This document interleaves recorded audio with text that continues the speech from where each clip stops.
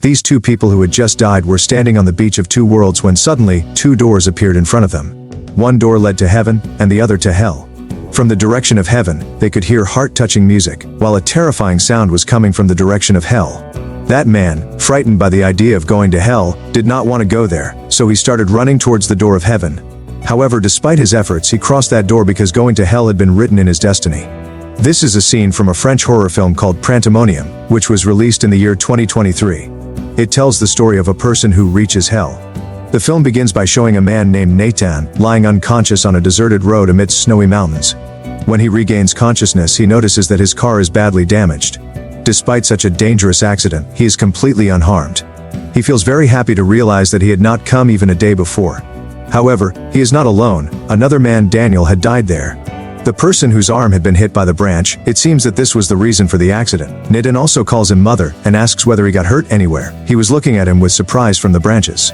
He asks, "Did you see the condition of my bike? Do you remember what happened after the accident?" Nathan replies, "My head hit the dashboard hard. But look, we survived." Daniel asks, "Then why is there no injury mark on your head? And you are definitely not feeling any pain." Nathan replies, "Yes, you are right." Then Daniel says, "Still, you haven't understood? We are dead, now we are souls." This makes Nathan nervous. Feeling his body, he says, "Look, I am real. You are mistaken. I am alive and well, and so are you." Daniel says that when your car hit me, I felt my ribs breaking. Maybe I died before you because you came some time after me. I was also not ready to believe this, but now I have accepted the reality. It would be good if you also understand, but Nirdan was not ready to believe. Then one coconut pointed towards the car and said that we should look inside the field. When Mahmoud looked, his dead body was indeed present in the car, which was in a very bad condition. Seeing this, he was shocked.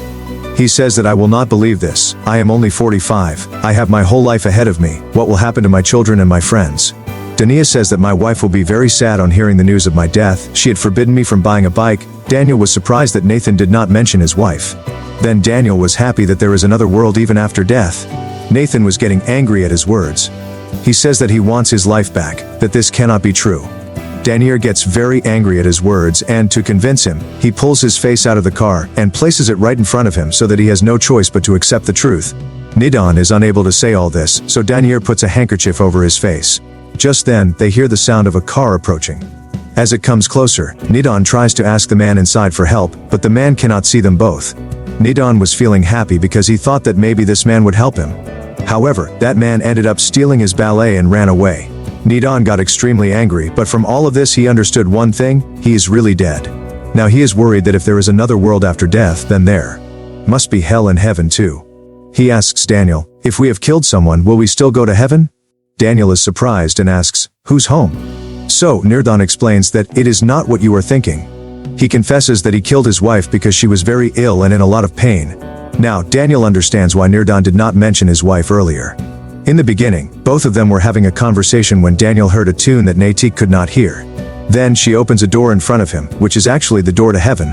Dringle becomes happy because he was hearing that beautiful tune coming from there. Meanwhile, another door appeared behind them. It was the door to hell. The poor man was hearing terrible sounds coming from there. Daniel says that both of us are hearing sounds from different doors, which clearly means that you will go to hell and I will go to this world. Now before Daniel crosses the door, Nathan has to push Daniel and try to cross the door himself, but Daniel crosses the door instead. Nathan is very disappointed because he did not want to go to hell. Nathan explains to Daniel that now there is no other way but to die. He also considers him as his mother. Then Daniel says that I did not make any mistake.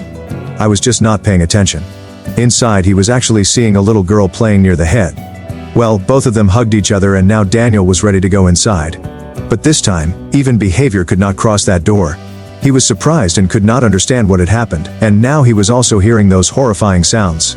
Then there was a little girl there who was asking him about her mother. "Here, sir, this is the same girl whom Daniel had seen before the accident, but he did not know that that girl was also hit by his bike. That girl says that because of you both I lost my life, now both of you will burn in hell," after which she starts screaming, so they pick her up and throw her in heaven. Then Yaldas was there because he had to go to hell now.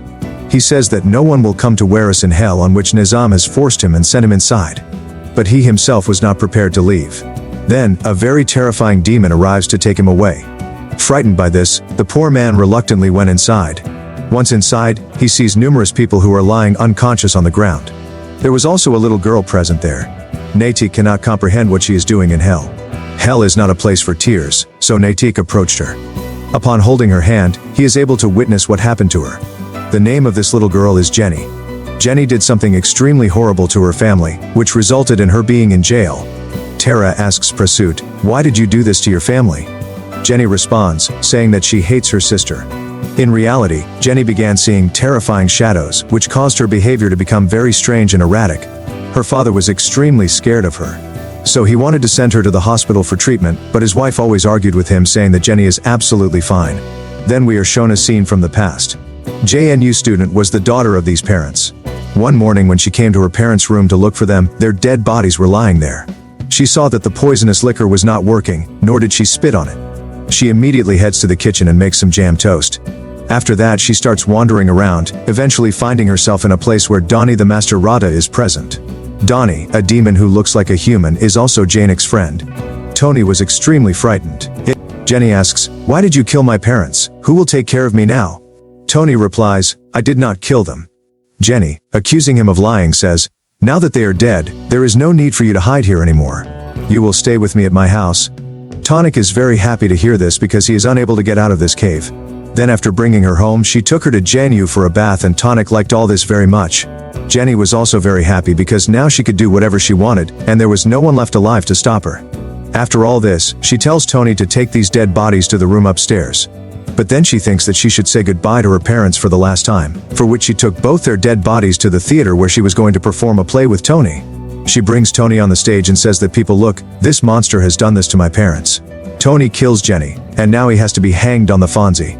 Tony wears a knife around his neck and says that his name is Tony the Monster, and he did not make this call, after which he hangs on Fonzie. Anyway, after the theater, Tony picks up these corpses and takes them upstairs, and he hides them under the bed, etc.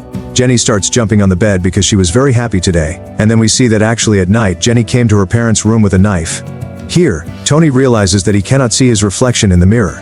Jenny then tells him that it is her wish for him not to see himself. From this, it can be inferred that Tony is merely an illusion created by Jenny. This actually reveals the darker side of Jenny. In reality, Jenny was responsible for her parents' death. After working so hard, they both felt hungry, so Jenny started making jam bread for herself and Tony. Tony was eating it with great enthusiasm when the doorbell rang. Jenny went out to see that there was a parcel addressed to her mother. "I came, but there was no one at home to sign." Jenny calls out to Tony, but Tony does not come out, so the man takes the parcel and goes back. After he leaves, Jenny searches everywhere for Tony, but she cannot find him anywhere. She runs to her parents' room, where Donnie is singing over their dead bodies. Upon seeing Jenny, Donnie says in a terrifying voice, "Don't look at me." She screams at Donnie, and then the door closes on its own. The doors catch fire by themselves. Later that night, Jenny goes to her younger sister's house. She says that her parents are dead. Pinjara asks if you killed them. Jenny says no. Tony did. Angela asks if he will kill me too. Jenny says yes. Angela asks if I should finish my drawing first. So Jenny replies that no. Tony is really hungry. After which, she takes him to the kitchen and locks him in the oven. Angela was shouting loudly, but Jenny turned on the oven and went away from there.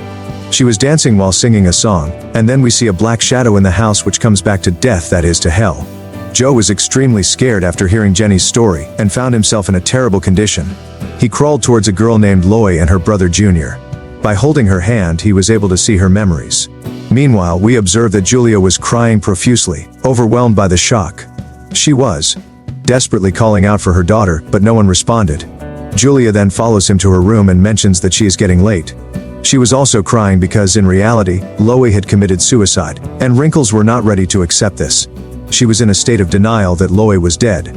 She dragged his body downstairs, where she gave him new clothes and breakfast.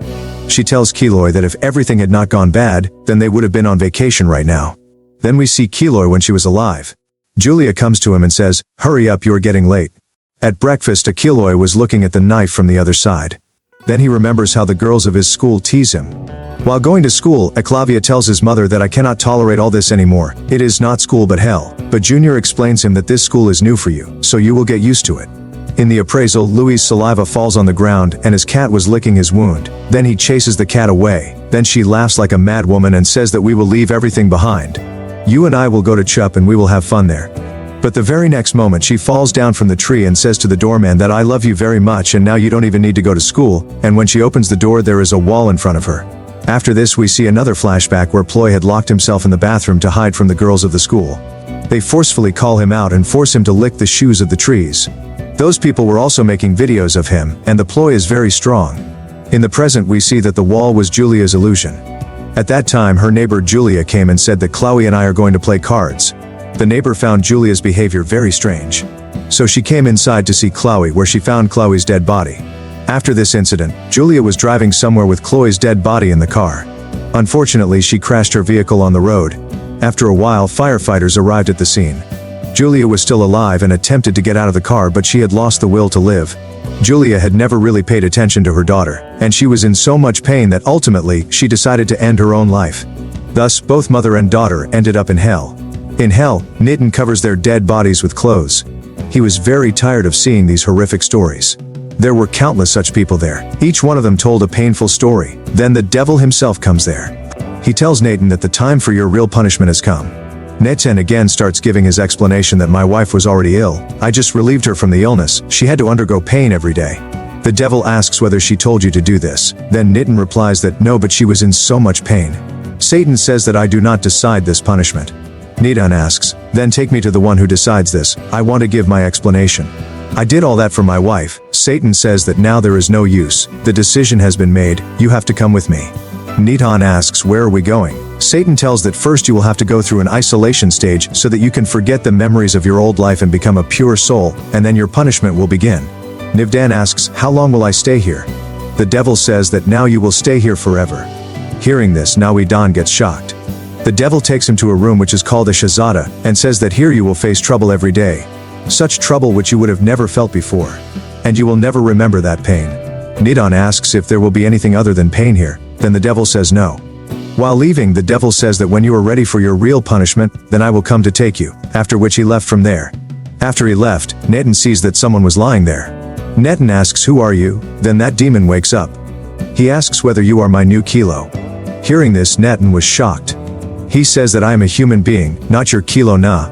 On seeing the demon organization, he was as shocked as when a child gets a new toy. He catches it and throws it on the wall and then sits on it and beats it with his mouth and makes it very bad.